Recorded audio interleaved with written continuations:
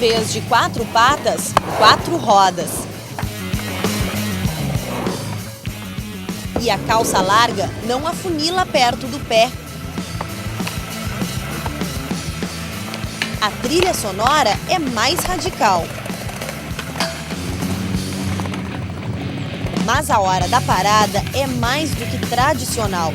Em meio aos skatistas, a bebida é preparada com zelo, relembrando um costume que já tem 12 mil anos. No TVE Repórter de hoje, você vai conhecer um novo tipo de gaúcho. Gente que não anda a cavalo, nem veste bombacha, mas que também cultiva o amor pelo Rio Grande do Sul.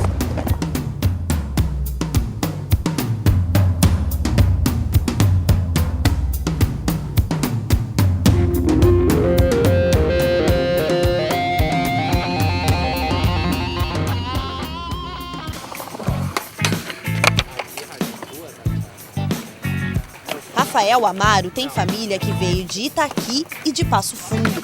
Mas morando em Porto Alegre, o guri arranjou outros jeitos de gostar do Rio Grande do Sul.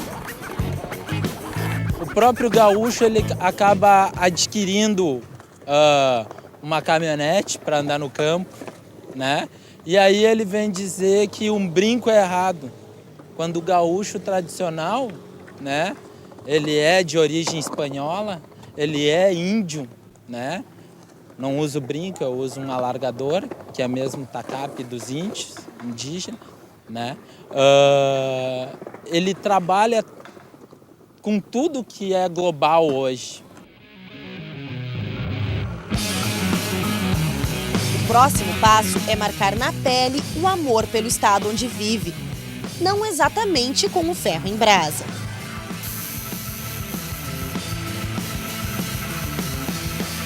A 7ª tatuagem já estava precisando de reparos. Renovadas, as 3 cores da bandeira gaúcha fazem companhia aos ideais de igualdade, liberdade e humanidade. As questões da Revolução Farroupilha elas foram muito utópicas, né? Foi um sonho disseminado que, pelos idealizadores dela, não era real, né? No momento que eles tiveram a sua parte, eles acabaram desistindo. E por que tatuar, então, esses ideais no braço? Porque eu acredito neles. Eu acredito que o povo pode lutar contra isso. Se não acreditar nisso, no que eu vou acreditar? Brasão retocado, vaidade em dia. Outra tatuagem já pede conserto. A que traz os versos do hino rio-grandense.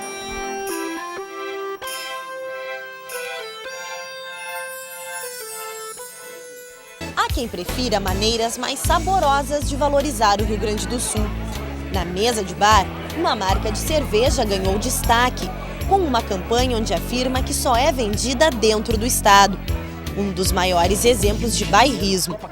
Entrei no bar e tava lá as guria. 4 numa mesa só. Capaz. Uma mais linda que a outra. Capaz. Me chamaram na mesa. Capaz. Sentei com 2 queridas de cada lado e pedi 4 polar. Uma pra cada um.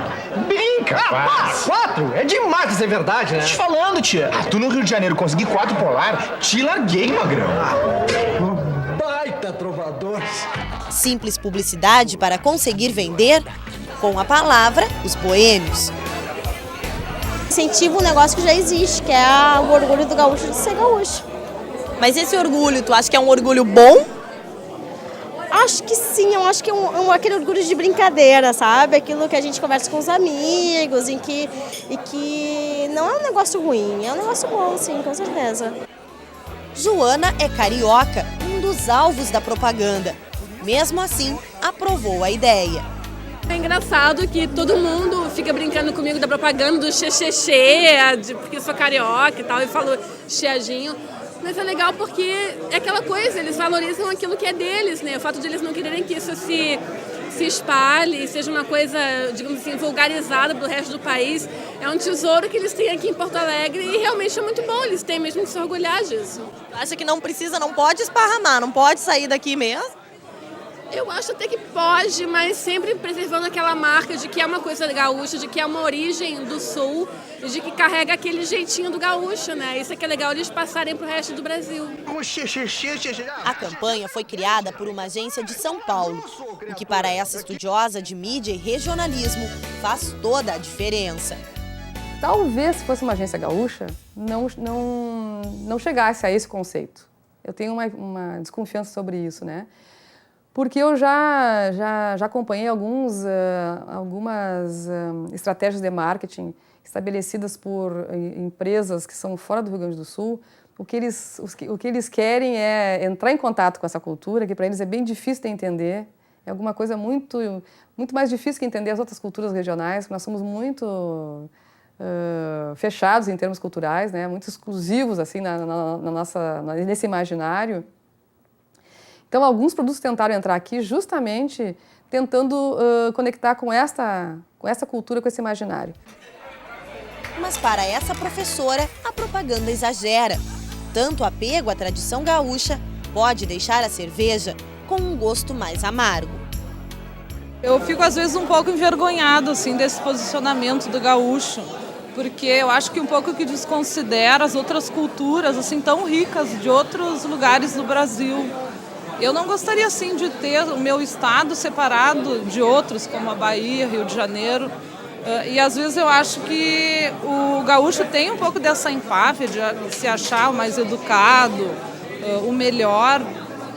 E eu já estive em outros estados e a gente é tratado, assim, com tanta generosidade, com tanta simpatia e hospitalidade, que eu acho que eles estão numa instância, assim, mais acima do que a gente trata as pessoas que vêm do norte, do nordeste. Nós não devemos levar um puxão de orelha por esse sentimento de superioridade? Acho que sim. Somos assim. Não chegamos a ser com outros povos, talvez, que se faz até piada, mas eu acho que realmente, talvez, uma puxadinha de orelha coubesse. É que, na realidade, a gente gosta de acreditar. O curioso é que foi justamente para agradar a todos os gostos que surgiu a figura do gaúcho. Segundo esta historiadora, a lista interminável de qualidades do gaúcho é, na verdade, uma criação. Tão bom, não é? Tão valente, tão forte, tão brigão, mas tão honrado, sempre lutando pela causa justa. Bom, tudo isso é uma construção. É uma construção que tem por objetivo criar um núcleo de positividade e dar às pessoas de uma determinada região, de um determinado lugar, uma sensação de pertencimento. As pessoas se reconhecem naquele estereótipo, naquela figura. E isso é algo criado, isto é algo datado. Creio que a gente pode mencionar o momento primeiro, vamos dizer, deste processo de construção da imagem do gaúcho, o que é o gaúcho, o que é o rio-grandense, o que é o Rio Grande do Sul, após a Revolução Farroupilha. Já este historiador consegue identificar o período onde os gaúchos realmente existiram. O verdadeiro gaúcho existiu na história.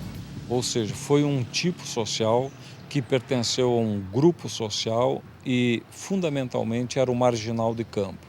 Era o sujeito que, à margem da lei, à margem da propriedade privada, procurava viver dos gados, principalmente do gado chimarrão e depois do gado dos estancieiros, que existiam nos campos, fundamentalmente no século XVII, XVIII e uma parte do século XIX. Portanto, o gaúcho, como grupo social, ele era considerado o malfeitor dos campos. E ele chegou a representar 10% da população do Rio Grande do Sul, em torno de 10% da população da Pampa. Por isso que no século XIX, quando o Estado-nação começou a se formar, tanto no Brasil como na Argentina, como no Uruguai, uma das suas atividades foi caçar e exterminar o gaúcho. Por quê? Porque ele era o marginal que impedia a civilização dos campos. Para tal Golim, o gaúcho original já não existe mais. Mas é só olhar por aí para ver que existem outros gaúchos. gente comum que está construindo um novo Rio Grande do Sul. Nós nos orgulhamos da nossa origem campeira, mas o Rio Grande do Sul tem 4 vezes mais habitantes na cidade do que no campo. Somos a terra do gaúcho macho, mas aqui vivem mais mulheres do que homens. E em terra de machões, João foi o primeiro gaúcho a oficializar a união civil com outro homem. Eu acho que o homossexual ele é muito macho. Sinceramente eu acho, porque mais macho que um homossexual que tem que enfrentar todo esse preconceito a vida inteira carregando esse estigma de você é homossexual, olha lá a mariquinha, olha lá o viado. Então eu acredito que o homossexual é muito macho. Veja a seguir a lenda gaúcha que foi transformada em história em quadrinhos e ainda as músicas que cantam a vida dos novos gaúchos. Mas essa altura da manhã não podemos se entregar pros homens de jeito nenhum. Nós somos todos brasileiros do Rio Grande do Sul.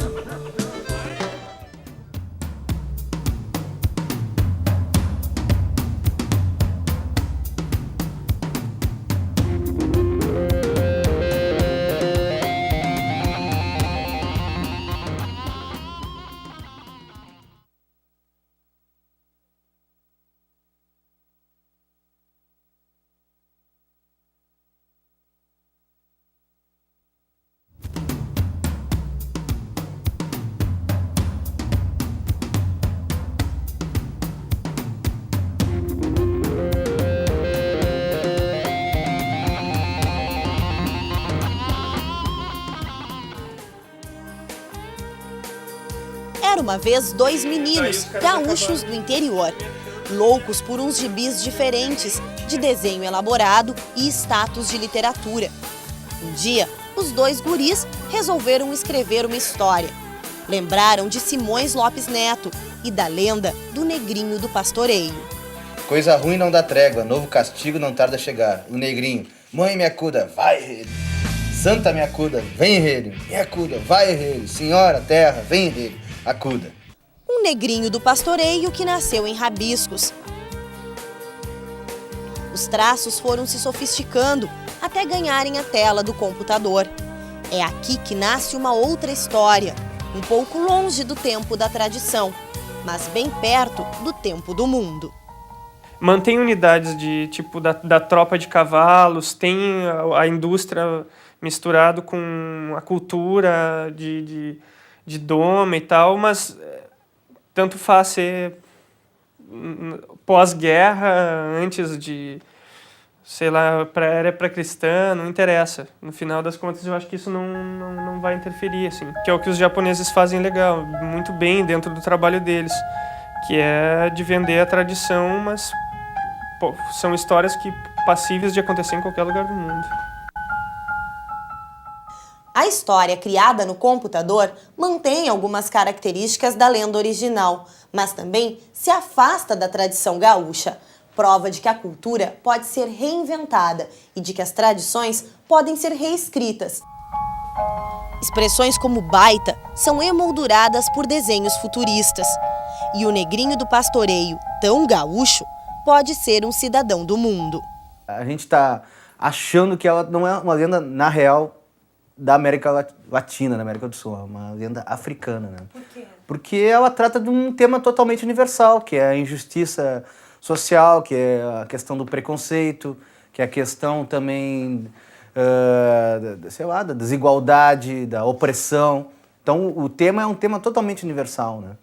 E se a gente for analisar a época em que ela foi escrita, Simões recolheu isso da cultura oral no final do século XIX. Então, tu vai ver que era uma época que ele não podia... Numa sociedade como Pelotas, que era uma sociedade predominantemente negra, mas dominada por brancos, né? A época do auge das charqueadas, né? Então, a parte da própria santa, ela era uma santa católica. A gente já vê que isso, de repente, não é. Pode ser outras leituras. Era uma leitura que ele fez, né? Então, a gente está em cima dessa própria lenda que ele capturou, né, na cultura oral. A gente está reinventando ela, botando outros elementos. E para quem considera uma afronta à tradição, a especialista explica: nada mais natural que a reinvenção de uma lenda. Se não acontecer isso, viraríamos museus, né? Ou seja, a linguagem, as expressões, né? Os movimentos corporais, todas as manifestações.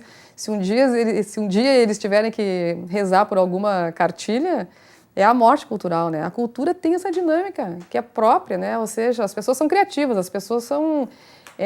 convivem com outras fontes culturais, viajam, né? Estão expostas a outros meios, a outras informações.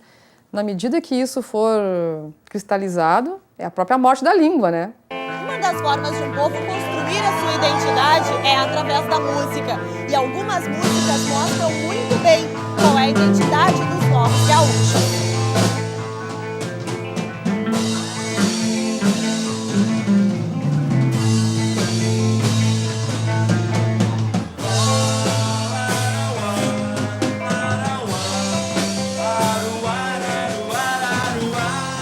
Esses acordes são considerados o segundo hino do Rio Grande do Sul.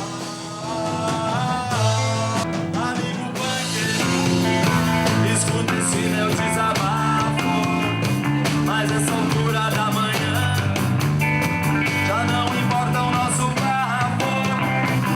Amigo Punk foi escrita quando Frank Jorge, um dos expoentes da cena alternativa de Porto Alegre, era um jovem notívago.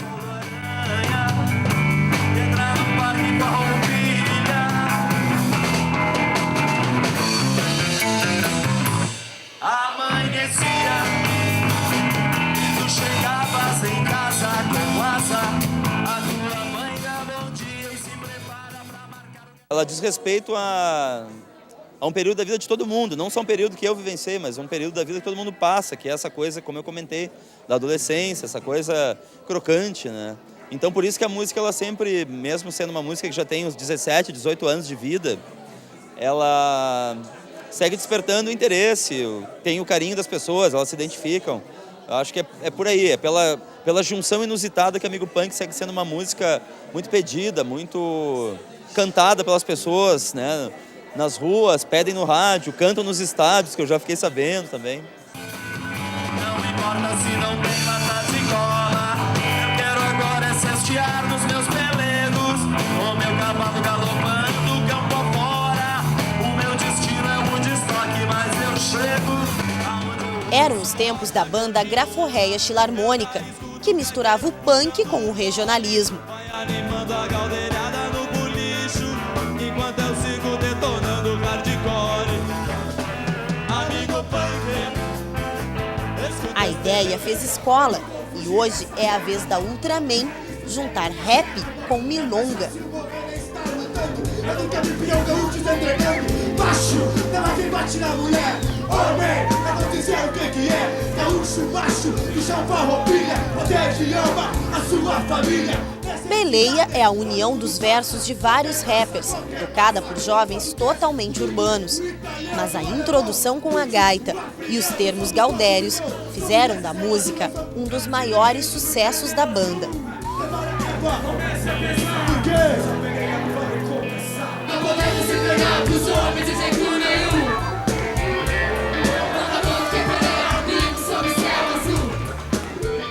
A gente fala, né, que as pessoas estão saindo muito do campo, assim, vindo para a cidade. Então essa urbanização, ela é ruim por um lado, né? Porque apesar de tudo isso, tem um monte de gente que tá se marginalizando na cidade, porque sai do campo. Isso não acontece só aqui, acontece em tudo que é lugar, no Brasil, no mundo inteiro, né? E eu acho que até talvez esse seja um dos motivos da música ter tido uma repercussão tão grande, porque as pessoas devem pensar, pô, os caras da cidade abordando um tema desse, né?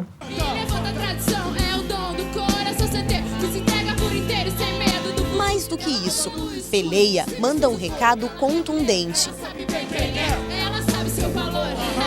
Dá um pouco nos dedos também dessa história do machismo, né? Que é uma coisa meio...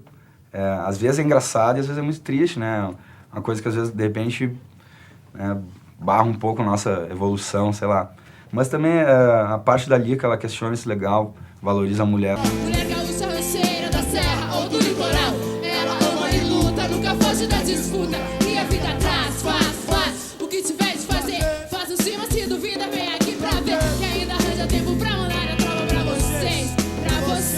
Parte do Nitrodi também, né? Tradição de mão em mão, geração em geração, falando das coisas legais, né? Povo crioulo gineteando tua ideia. Tradição de mão em mão, geração, geração, cuia, erva, chimarrão. Abre a porteira, boleia, falo de tudo que nos rodeia. História, raiz, quem disse que não ama a sua terra, me diz. Aí o Revolução, que vem com o PX, o Mano e Amarelo ali, já é uma coisa mais... A visão da favela mesmo, né? Pro campo e pro jeito que a cidade trata o campo e a favela. Eu tô falando aqui do sul, tá sentado, levanta, é som de gente bamba, gaúcho aqui dos pamba, pago alto, tira, cria, preto, vivente, campanha da querência, eu pago, velho, não embaço, sou malado, é sangue bom, índio, maragato, não corro sem medo do que, quando a coisa fica feia e na favela o bicho pega e não dá amor no que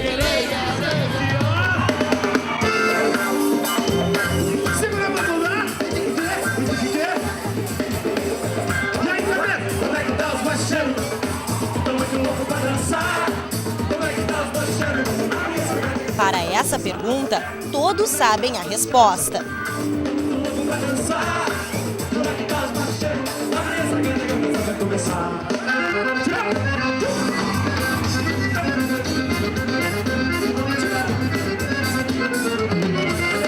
Os gaudérios que aderiram ao machixe importaram do Nordeste uma dança mais sensual que a tradicionalista. No palco, rapazes que aboliram o lenço e a guaiaca, mas recusaram a proposta de abandonar a bombacha.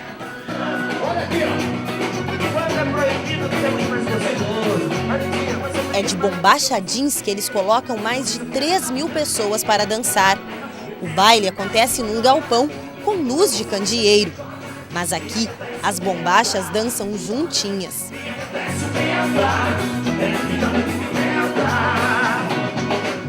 Bombacha não é a vestimenta do gaúcho. Era pra ser, né? Mas ultimamente a mulherada tá usando. E fica muito bem, fica tão bonitinho. É bem melhor de dançar, machicheira, pegando, é bem diferente. Esses bailes existem desde 98 e sempre trouxeram muita polêmica. A dúvida é sempre a mesma. Será que este é um verdadeiro baile gaudério? Será que esta é a dança gaúcha?